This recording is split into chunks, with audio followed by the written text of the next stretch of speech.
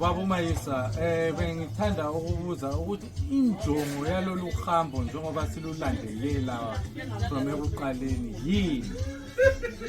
Mtungwa, abantu abaningi ngabayazi imbali yohambo lenkosi uMzilikazi.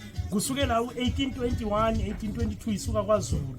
Isiyabamba u1840 lapho yazi khona ezweni leli sesilibiza iZimbabwe. Luhambo olwathatha 18 years or more. Inkosi ihamba isuka kwaZulu isiya eSwatini, isiya kuleli lizwe silibiza iMozambique, isiyabamba iTransvaal, isiya eFree State, isiyabamba iNorthwest, isiya eBotswana njalo njalo. Lokhu icholobela siya enyakatho.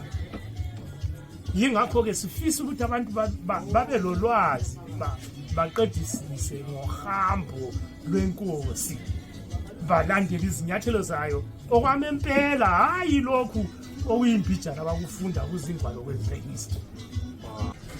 Uhambo lwezinhloli luyaqhubeka nonyaka Mahlabezulu na umhlaba jikelele ophatheke ngomlando wenkosi uMzilikazi.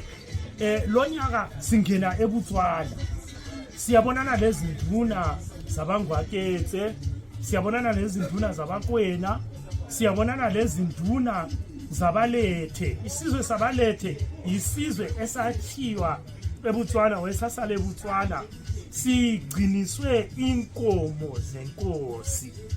Sizokuyabonana lenduna zakhona ezezizwe lezi abazasichazela bona ngokwazi kwabo umlando wenkosi uMzilikazi idlula lapha eBotswana. Yilapho siyakhona lonyaka.